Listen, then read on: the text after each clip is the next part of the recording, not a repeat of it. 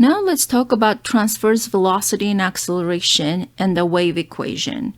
To understand transverse velocity, let's take a look at a oscillating blade. Suppose that you have a blade that oscillates vertically, and at the end of the blade we have a rope, so better understanding the wave. So wave will oscillate up and down.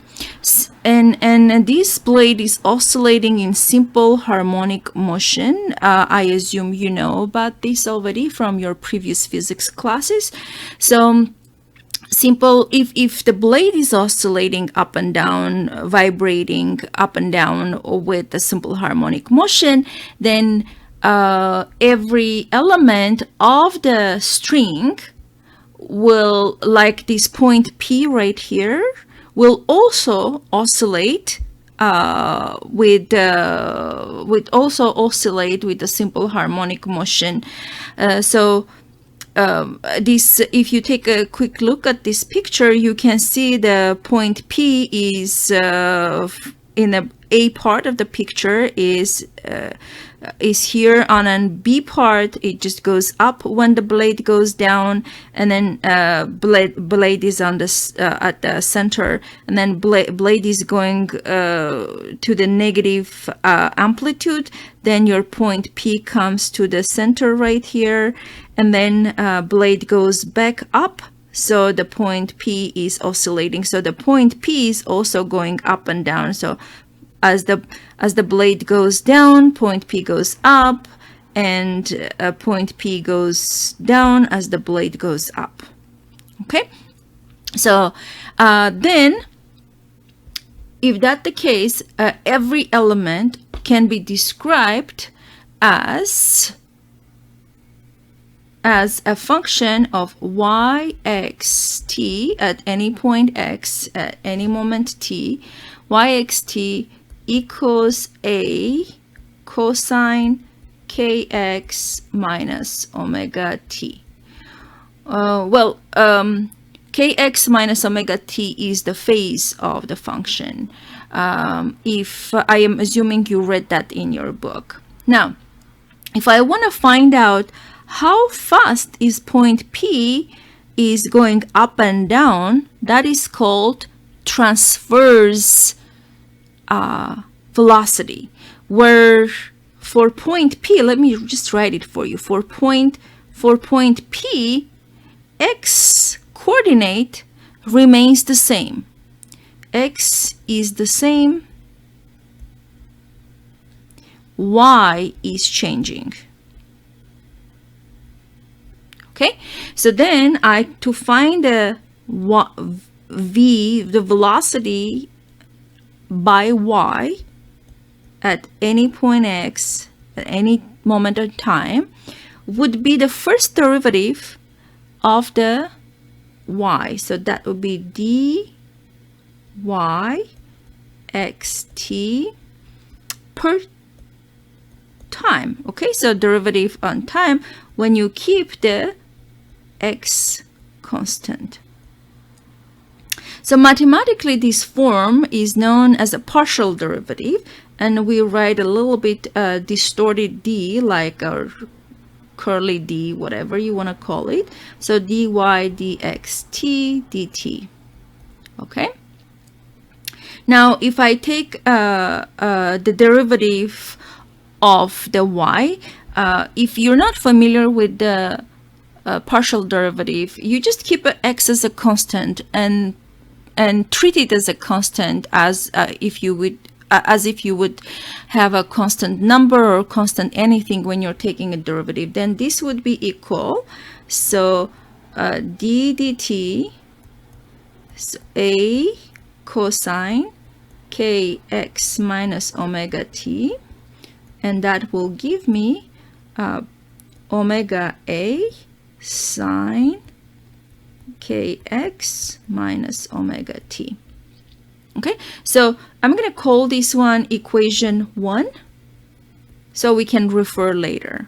Well, similarly, and this would be our velocity of transverse velocity. Okay, so now let's try to find what is the acceleration. But before we go ahead, let's discuss what is the maximum transverse velocity, Vy max, from this expression equals omega a. Okay, now let's take the derivative now to find the acceleration, transverse acceleration. Then we need to take the derivative of the velocity. So that would be dvy xt dt. Okay, and then again we keep the x as constant. Well, let me make a wall here so we won't confused. So and then this would be equal d second order partial derivative. Don't get scared with these words. It's just the second time taking a derivative of the derivative. Okay, so derivative, maybe I should write for easiness, I should write d dt of vy xt, and rewrite that would be d dt and d dt of the y xt. Okay, so I know it looks a little bit crazy, but so to write it neater and nicer, so we write d2 y xt over dt2. So I'm hoping that you learned it in calculus, and if you didn't, there is not too much to worry about it. Now let's move on and take the second derivative. So we will have a d dt. I'm just going to plug in already what I have as a v. Okay, so the equation 1 into my ay, so that would be omega a sine kx minus omega t, and then take the derivative of this will be negative omega squared a cosine kx minus omega t. Okay, so this would be my transverse acceleration. I'm going to call this equation 2. Okay, so similarly, we can find what is the maximum acceleration. Ay max is omega square a.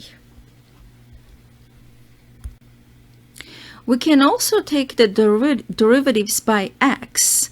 So if you take a dy xt dx, when you keep the time constant, this will give you the slope of the string at point x.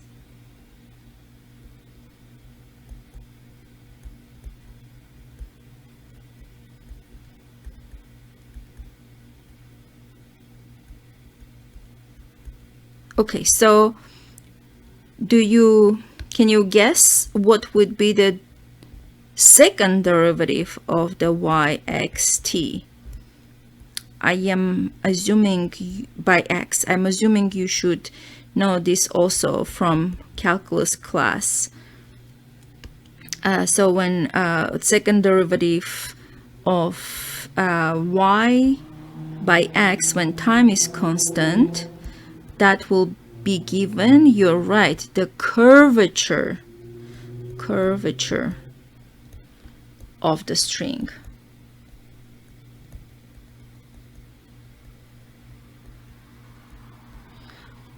Okay, so now let's try to do dy dx. Let's evaluate this. Okay, dy dx, it will give me k a sine kx minus omega t. I'm going to call this one equation 3. And then take the second derivative, d dx of dy dx.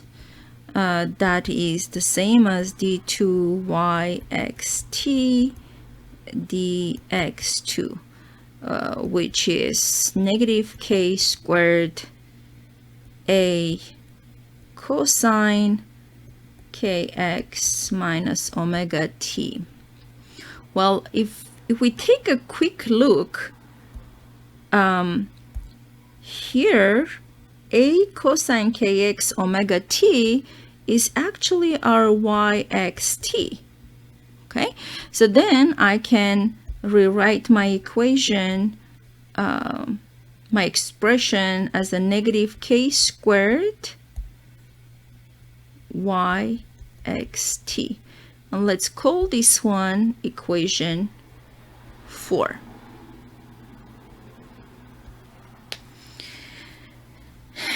Now let's go back to our equation 2. So our equation 2 looks like this. So you can see in this equation, this one is also a y, right? So that would be yxt. So it's our yxt. If we solve this equation, see, this is ay equals negative omega squared a cosine kx minus omega t, or let me just write it in here. So ay equals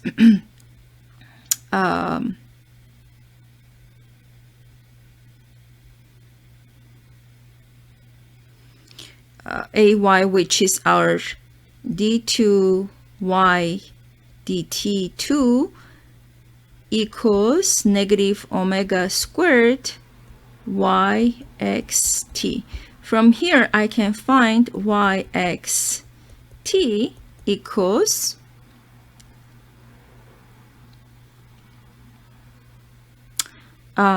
negative 1 over omega squared d2y dt2. So this is pretty much a modified version of our equation 2. If I take this one and plug it into our equation 4, so which is right here for yx, okay, so let me just rewrite that in here so we know what's the yx equals to. So that was yxt equals negative 1 over omega squared d2y dt2, and this is from equation 2. Okay, so I'm gonna plug this one into here.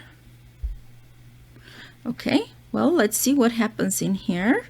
I will rewrite this as d2y xt dx2 equals, okay, I have a negative k squared over times 1 over negative 1 over omega squared. That gives me k squared over omega squared. And then I have d2y dt. So d2y, I'm going to write it complete xt, and dt2. Well, let's recall what is a k over y, omega is. So k over omega, actually opposite. So we have omega over k. Omega over k equals v. So omega squared over k squared would be v squared. So from here I can say that k squared over omega squared equals 1 over v squared, and I will substitute this one in here. So let me rewrite this. That is a d2, a little bit simpler, d2y dx2. So the second derivative by x equals 1 over v squared d second derivative of y by t. Well, this equation is probably the most important equation in all physics, and it is known as a wave equation. So why is this the most important equation in physics? Because whenever it occurs, we know that a disturbance can propagate as a wave along the x-axis with the wave speed v. Okay, well, this disturbance does not need to be a sinusoidal wave. We will see that any wave on a string obeys this equation as well, whether the wave is periodic or not. We will find that electric and magnetic fields satisfy the wave equation as well. The wave speed will turn out to be the speed of light, which will lead us to the conclusion that the light is an electromagnetic wave.